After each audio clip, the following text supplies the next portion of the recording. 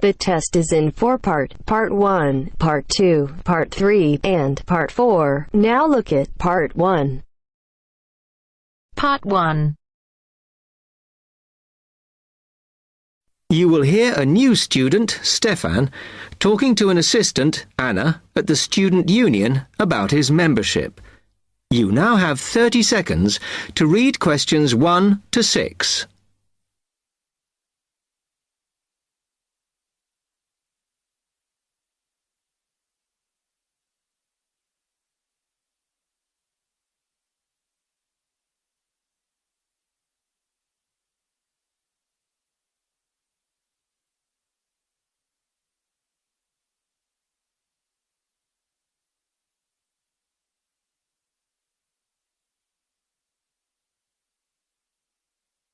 Now listen carefully and answer questions 1 to 6. Hi, can I help you? Yeah, I hope so. This is the first time I've been down to the union. I'm a new international student, and I just wondered what to do. Oh, right. Well, normally we ask international students to fill out this form, and we put your details on the wall by reception. Then other students can contact you. It's a way for everybody to get to know each other. It can be a bit lonely otherwise. Oh, I see. What's your name? I'm Anna, by the way. It's Stefan Unger. OK, well, just write that there, next to name, and then fill in the rest. Right. What does it mean, degree program? Oh, just if you are an undergraduate or a postgraduate. Or maybe you're just here for a short course? I'm a postgraduate. Do I need to say what in? Not really. It's too much detail. But you should put your department so people who have the same interests or problems as you can get in touch. So I'm studying marine construction, so for department, do I put down the science faculty then? Just your actual department. That must be engineering, no? Oh, I see, yes. Then if you list what you like doing in your free time, not that we ever get any when we're studying, and maybe you can meet up with someone socially, or to join a club or something. Well, I like lots of things. Shall I just list them? My advice is to just put 1 or 2, like football and films or whatever. Otherwise, you'll get so many invitations, you won't get any time to work. Okay. I think I'll just list computer games, as that's my big interest. Oh. I haven't played football for ages. I may start to play once I get settled. Now, let's see. Next thing is languages. Yes, we find many of the international students get a bit tired of speaking English all the time. Sometimes they like to speak to someone in their own language. It's up to you. That is a good idea. I presume I don't need to put English down. Oh, no. I put Italian and French. I can only speak German, my mother tongue. OK, well, that's fine. Just put that. What does accommodation mean? Is that my address? We're trying to find similarities between people, and some people live in hall, some are in flats, some are in bedsits. So it helps if you say... I'm in hall, though I'd like to be in a flat, but that won't happen till the end of the first term. Put where you are now. You can always change it later. Then finally, just put your phone number. I haven't really got one. I haven't sorted out a mobile yet. Well, it's going to be difficult for people to contact you then, isn't it? Why don't you put the union one and we'll take messages for you? Okay. It's 02950 659 003. Have you got that? Yes. OK then. You now have 30 seconds to read questions 7 to 10.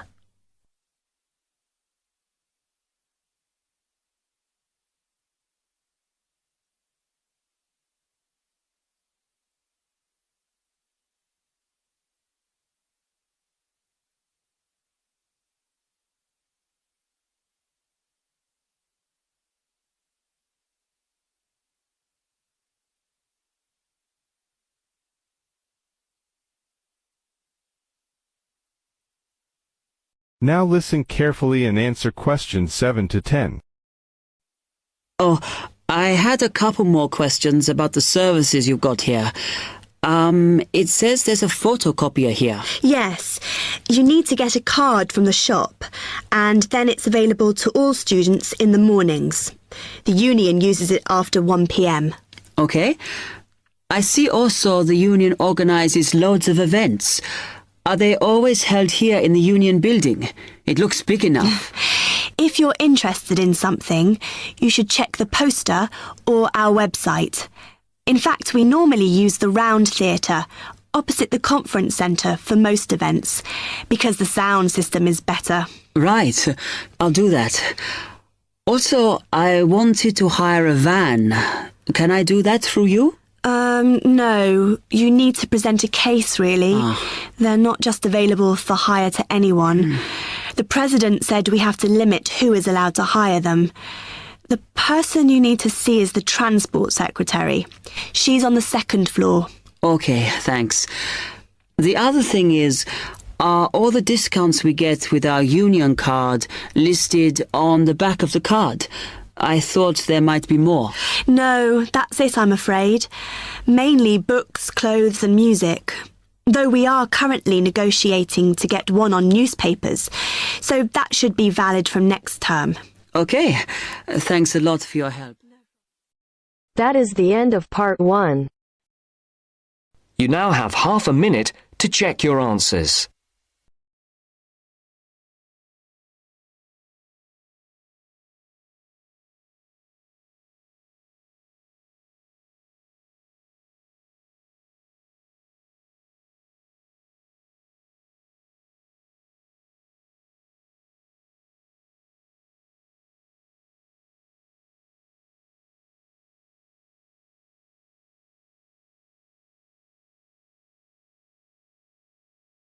Now turn to Section 2. Section 2. You will hear a talk about a pool and outdoor venue created by some people. First, you have some time to look at questions 11 to 14.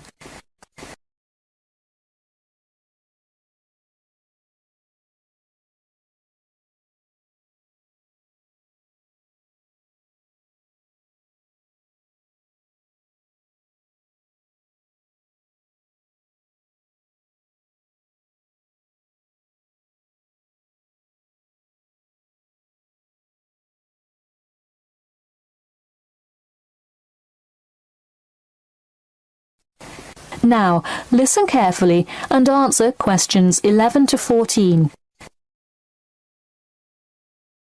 Hey, if you're just joining us on WKPX The Sound, welcome.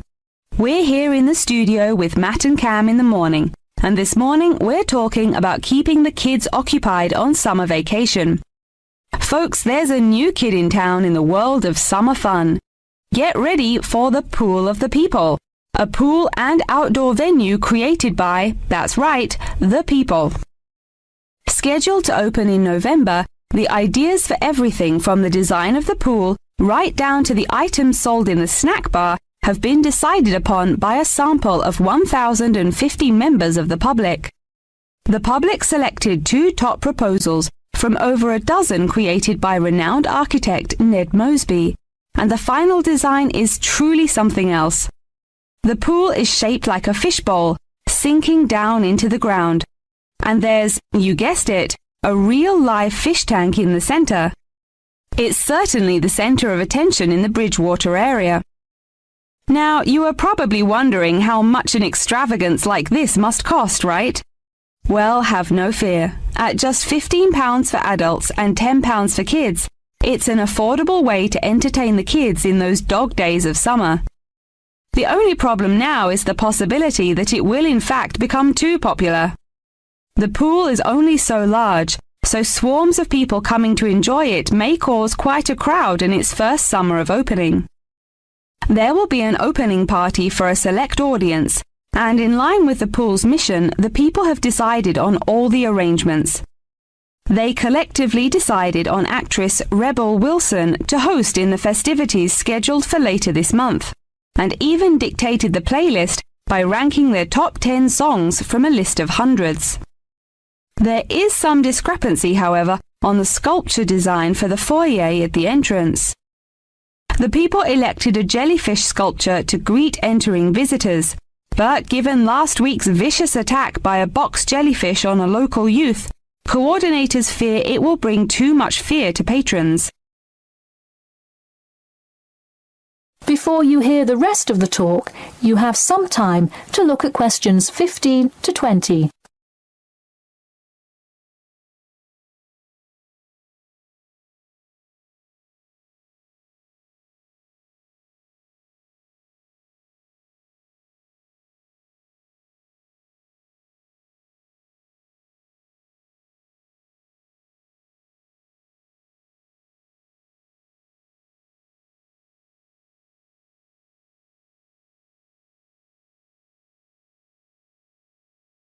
Now listen and answer questions 15 to 20.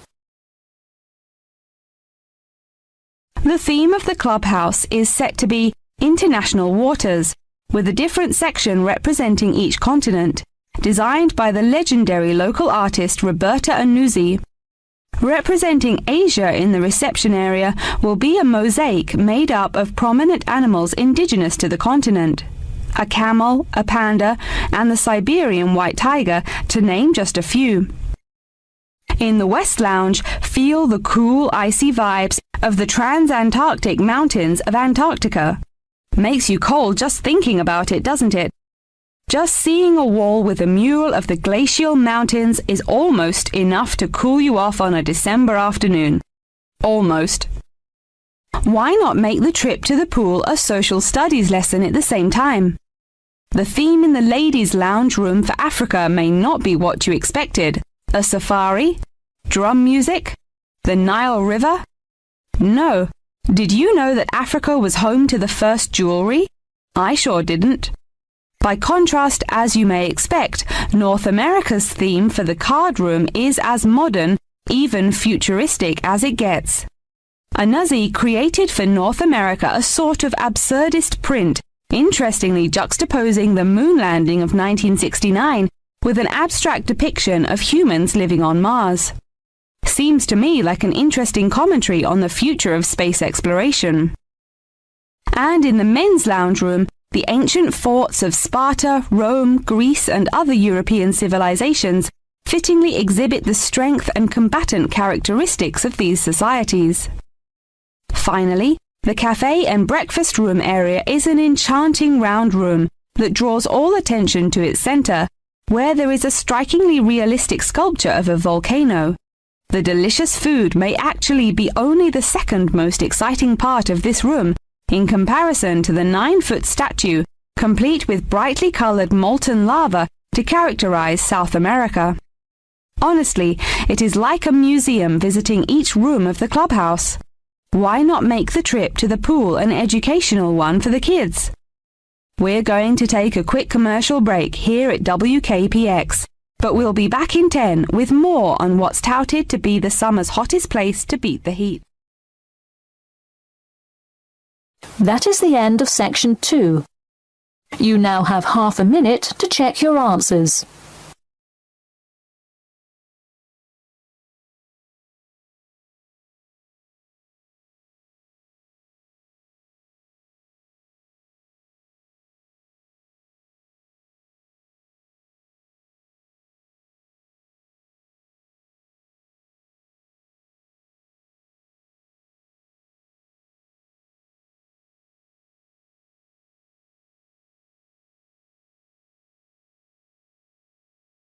Now turn to Section 3. Section 3. You will hear a student, Sandra, talking to a student advisor about her approaching exam. First, you will have half a minute to look at questions 21 to 24.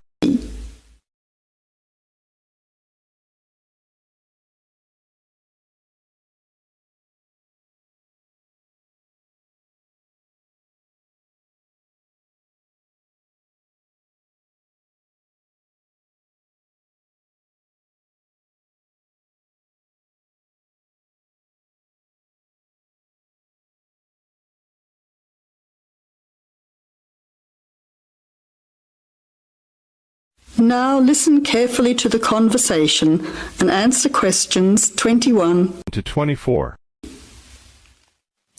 I've got an exam tomorrow and I'm worried about how it will go. Do you have any tips? I think I'm well prepared. I've done all the revision and I've been practicing lots of exam questions, but I still feel nervous about the exam itself. I know what you mean, but if you're well prepared, you should be fine. You just need to stay calm and keep reminding yourself that you are prepared. That's easy to say, but in an exam, unexpected things happen. Well, there are a few things that I found helpful. You don't want to run out of energy or feel sleepy during the exam, so make sure you eat something beforehand. Also, it's a good idea to leave home early to allow for any traffic jams or parking problems. You don't want to arrive late, or even worse, miss the exam altogether. That's good advice. But if I get there too early, I might start getting nervous while I'm waiting.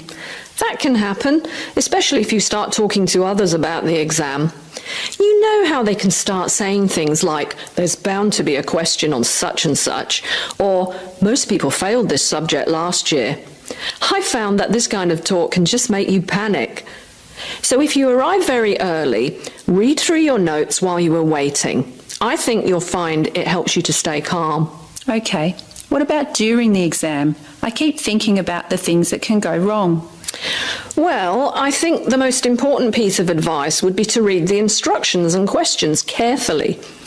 Make sure you know how many questions and sections there are so that you don't miss any. Then make sure you know how you're expected to answer them.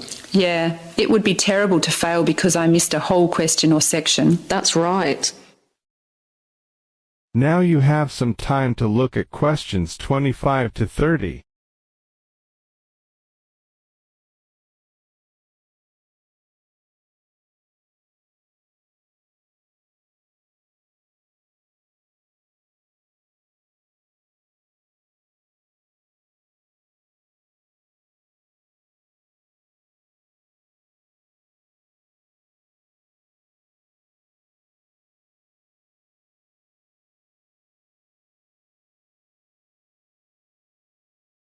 Now listen carefully and answer questions 25 to 30. Timing is also important.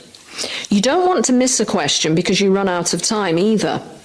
Allocate a time for each question and stick to it. And because timing is vital during an exam, I always wear a watch just in case there isn't a clock in the exam room. It helps to keep you on track.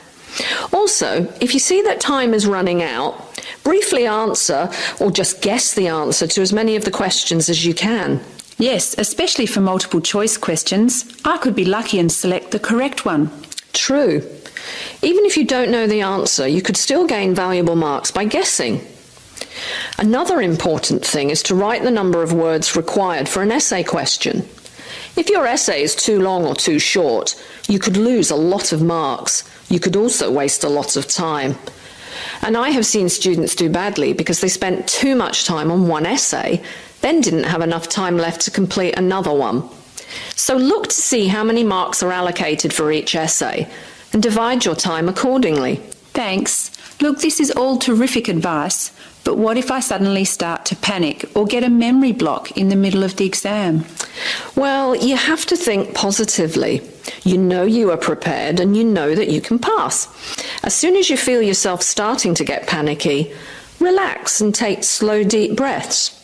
You should allow yourself to take a few seconds to stretch your arms, legs, neck and back occasionally too. I found that this helps. It can also be useful if you start to feel physically tired during the exam. Yes, I can see how that could help. I'm feeling more relaxed as we speak. Good.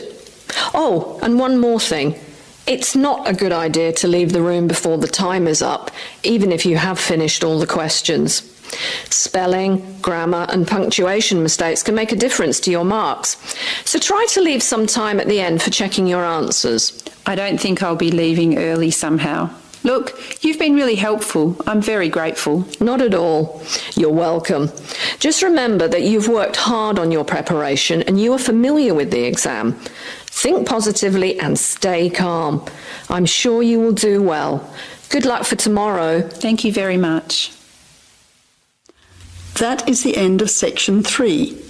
You now have half a minute to check your answers.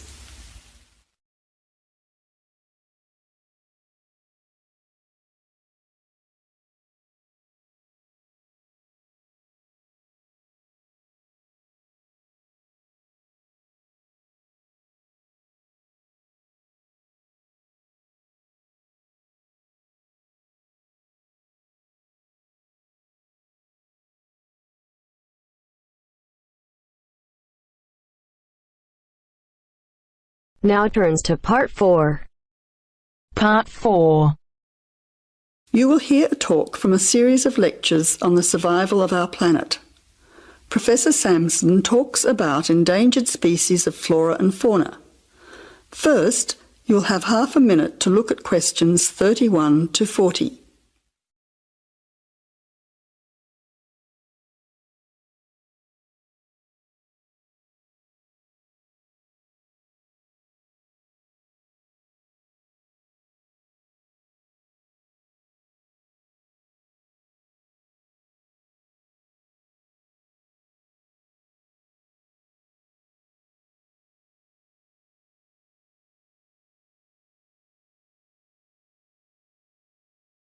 Now listen carefully to the talk and answer questions 31 to 40. Good afternoon, ladies and gentlemen. Today's topic in this series of lectures on our planet is about ensuring the survival of our very important plant and animal species. In this lecture, I want to discuss one way that we can do this. No one will ever see a huge dinosaur thundering through the forest. No one will ever see a paradise parrot flash its rainbow colours across the sky. The fact is that many animals and plants have been wiped out. Sadly, they are extinct. It is too late for them. Extinction is forever. We can't do anything about the species that have already disappeared. But today, there are many animals and plants that could still become extinct in the future if we do not act now. They are endangered. The African elephant and rhinoceros have become endangered because of the value of their tusks. Australian parrots and reptiles are smuggled onto planes because certain people in other countries are prepared to pay thousands of dollars for them. And there are many other species around the world that are endangered because they no longer have a place in which to live and reproduce safely. The main cause of extinction is the destruction of habitats. A habitat contains all that a living thing needs to survive: space, light, water, food, shelter, and opportunities for reproduction. The population of the world is growing rapidly, and this is placing great demands on land and resources for housing and for growing food. When vegetation is cleared and swamps are drained for agriculture, mining and suburbs, or when rivers are dammed to store water, plants are destroyed and animal life is threatened. In other words, humans are changing and destroying the habitats of animals and plants, which is in turn reducing their chances of survival.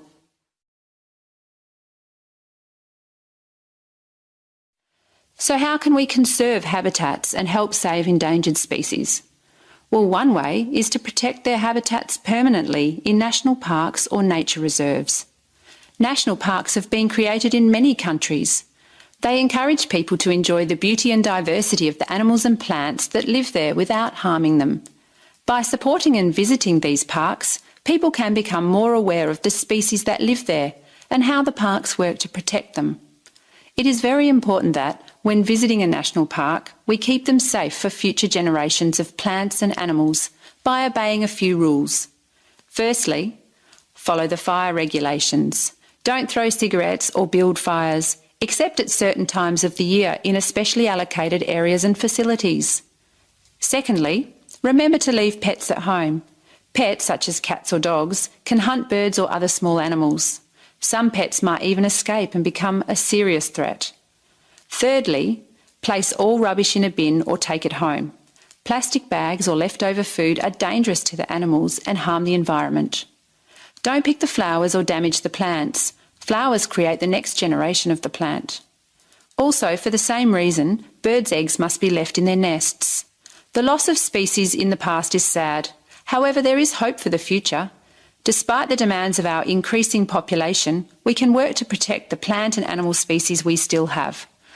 So I would like to conclude by saying that I believe that, with strong public awareness and support of these national parks and reserves, the future of endangered species can be ensured.